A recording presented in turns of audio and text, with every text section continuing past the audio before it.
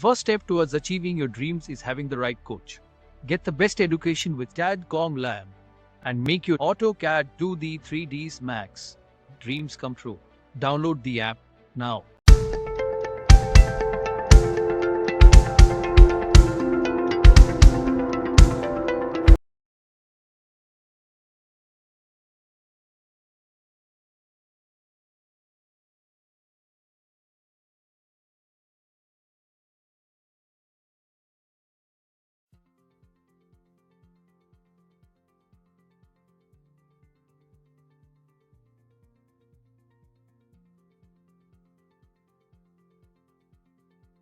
फिर होस्पोस हो जाती है, समझ में नहीं आता। इसीलिए आर्किटेक्चर पार्ट में इसीलिए कॉल आउट्स को यूज़ करा गया है, डिटेल कॉल आउट को यूज़ करा जाता है ताकि आप उनको मार्क करके अलग सेपरेटली शो करा सकें सिस्टमेटिक वे, हम साइड में दे सकें। ये इलिप्स मैंने यहाँ पर ड्रॉ करा था, दैट मीन्स कि ये डिटेल्स हम कहाँ दे रहे हैं, यहाँ पर। टाइप्स ऑफ लाइट्स, इस लाइट को कई बार देखा होगा, अभी हम लोगों ने बिल्कुल जस्ट देखा था, बिल्कुल ये देखो। मॉडर्न इंटीरियर में आपको यही मिलेगा, डिफरेंट टाइप्स ऑफ लाइट, नाम नहीं पता, फिर हम मेंशन क्या करेंगे वहां पर। इसीलिए ये सारी चीजें बहुत इंपॉर्टेंट होती है। बाकी सारी चीजें अच्छी दी हैं, बिल्कुल ठीक मेंशन कराया आपने, और the elevation A B C D, details भी आपने ठीक दी है। Blind curtains, transparent curtains, full on floor, 4 inches wall, LCD unit, ठीक है, बढ़िया है, रेफरेंस के साथ में सेम एज इट इज। यहाँ पर भी हमें वही काम करना है। डिटेल्स को मेंशन करने के लिए सबसे पहले यहाँ पर क्या है कि आपके पास, आपको डिसाइड करना पड़ेगा कि आप क्या और कैसे डिज़ाइन करना चाहते हैं। एक रेफरेंस के बेसिस पे आपको चीज़ों को लेना पड़ेगा, सबसे पहली चीज़। तो रेफरेंस आप कोई भी ले सकते हैं और उसी रेफरेंस के बेसिस पे आप चीज़ों को डिज़ाइन कर सकते हैं जैसा आपको रखना है। वही काम मैं यहाँ पे भी करूँगा, चाहे कोई भी डिटेल्स हो। क्या होता है कि वो कंफ्यूज ये होते हैं कि ठीक है यार, मैं सिंपल से बना दे रहा हूँ, काम चल जाता है, लेकिन काम चलने वाली बात नहीं है। आप इसी की बेसिस पे 3D डिज़ाइन करोगे, आप इसी की बेसिस पे 3ds मैक्स में या स्केचअप में जिसमें भी आप काम करना कंफर्टेबली फील करोगे, आप उस सॉफ्टवेयर में आप 2D के बेसिस पे काम करोगे।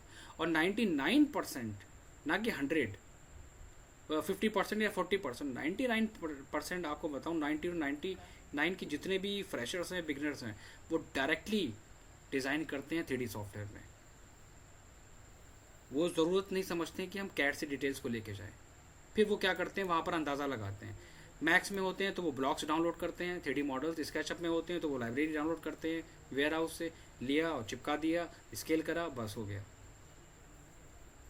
और कोई जब कहता है कि मैं, आपने ये सब चीज़ों को on the basis of dimension mention करा, तो वो कहते हैं कि नहीं, मैंने बस, मेरा काम है सिर्फ व्यू को रिप्रेजेंट करना, क्लाइंट को दिखाना ये कैसा नज़र आएगा। तो एक आपको ये आंसर मिलेगा। आप उनसे पूछोगे कि इस चेयर का साइज़ क्या है, अगर आपने डिज़ाइन करा, तो वो कहेंगे ठीक है, मैंने मेंशन करा है, आपको डिटेल देखना 2D में देखो। बड़ी गलत है सर। एक बात और भी है, मैं सर बोल रहा हूँ, आपको डिस्टर्ब कर रहा हूँ। नहीं, कोई बात नहीं, बताओ। नहीं सर, पेमेंट मतलब चार्ज नहीं सर, मतलब पूरा भर पाता वो, तो सर इतनी फिर मेहनत करने का दिल भी नहीं करता सर। हाँ, ये बिल्कुल सही कहा तुमने, बिल्कुल सही कहा। लेकिन एक बात मैं आपको बताऊं, आज के दौर में इतना कंपटीशन चल रहा है। बहुत बढ़िया क्वेश्चन करा आपने, बहुत बढ़िया। इतना कंपटीशन चल रहा है आज के दौर में, एक बात याद रखना, क्लाइंट उसी के पास जाता है जहाँ पर उसको क्वालिटी मिलती है।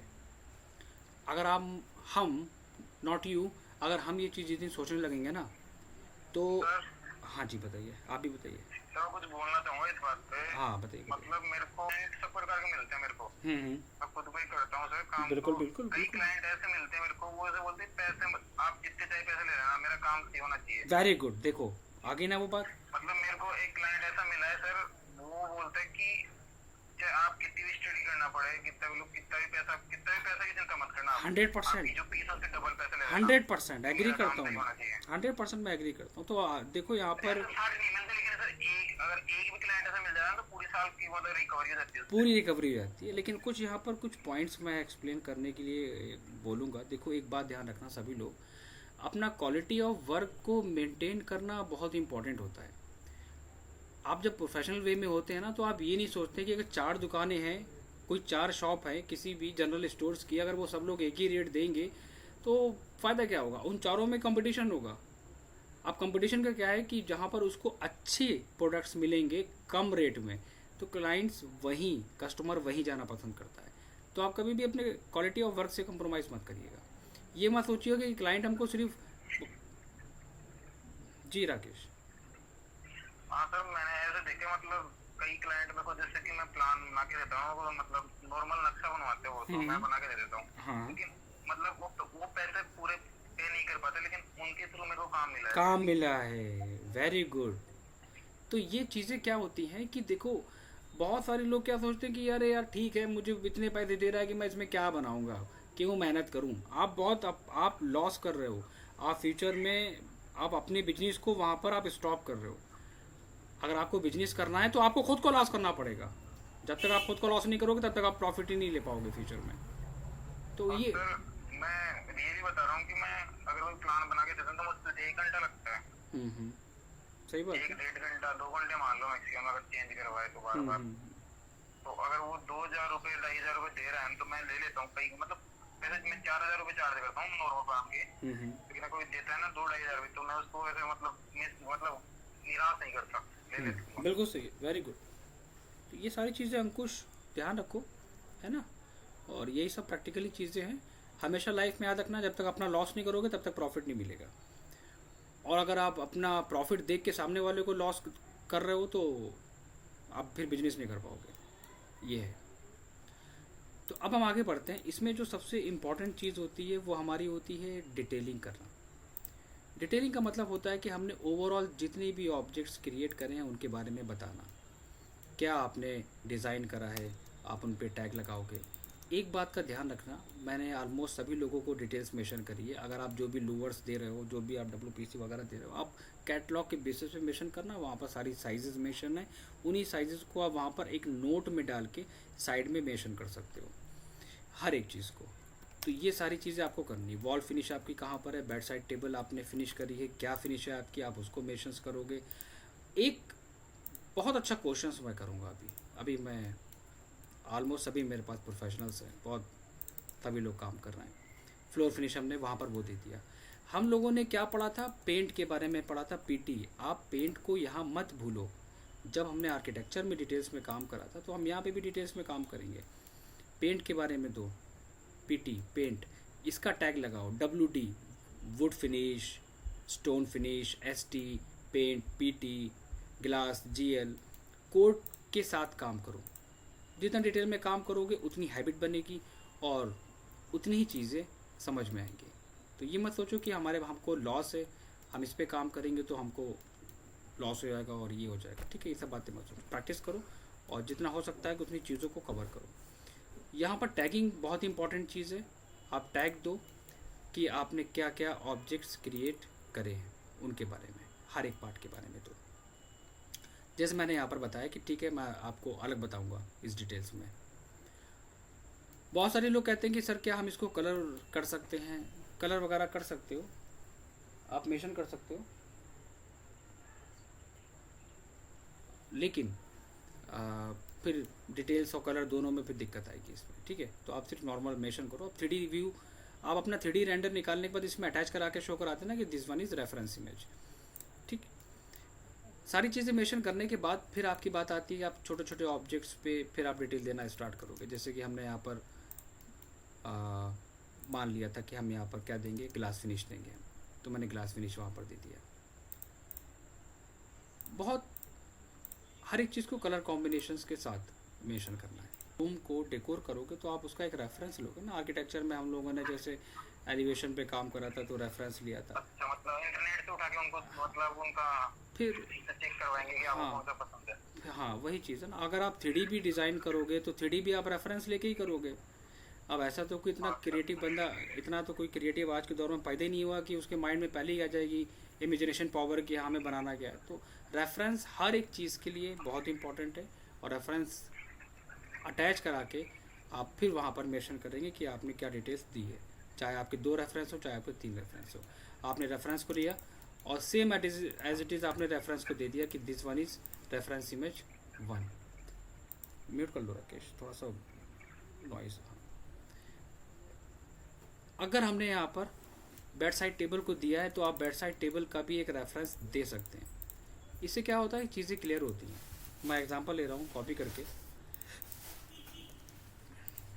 इसका भी आप दोगे रेफरेंस इमेज कि हाँ ये रेफरेंस इमेज है हमारा, और यहाँ पर हम उसको मेंशन करेंगे।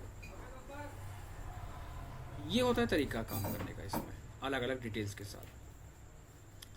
एलिवेशन सी में हम आए। एलिवेशन सी में हमें क्या चीज़ मेंशन करनी है, एलिवेशन सी को हम डेकोर करेंगे सेम एज इट इज़। हमारे पास डी है जो सिंपल है, उसको फॉलो करते हुए चलो। डी में हमारे पास क्या है, हमारे पास वार्डरोब थी। यहाँ पर हम चलती कि आप क्या हो, पता क्या चल रहा है कि हमने 10 प्रोजेक्ट पे काम करवा लिया है, और किसी बंदे ने ये पूछा कि बेड बैग के नेम बताइए कौन कौन से होते हैं। पता चल रहा है कि फिर कहते हैं कि बहुत सारे होते हैं, रेफरेंस निकालो पता चल जाएगा।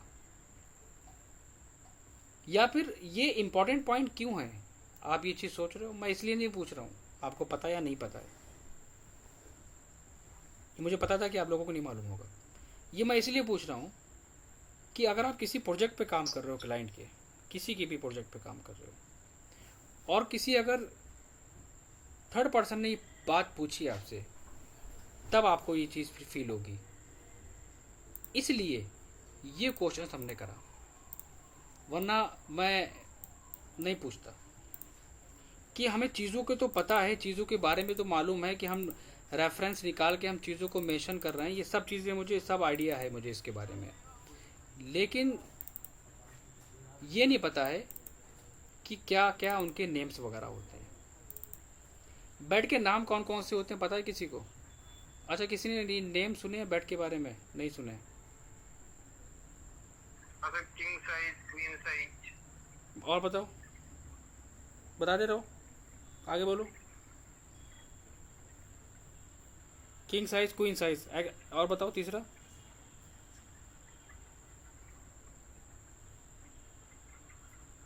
तीसरा एक नॉर्मल एक होता है, स्टैंडर्ड क्या होता है। एक किंग हो गया, एक क्वीन हो गया, और एक और क्या हो सकता है, सिंगल हो गया, डबल हो गया, एक आपका क्या बोलते हैं उसको, एक प्लाईवुड में आ गया, एक प्लास्टिक का आ गया, और 2-3 को भी मैं बताता हूँ इसमें। और क्या टाइप्स ऑफ बेड्स। दीवान, सब दीवान भी होता नहीं। बिल्कुल दीवान होता है, छोटा दीवान, बड़ा दीवान।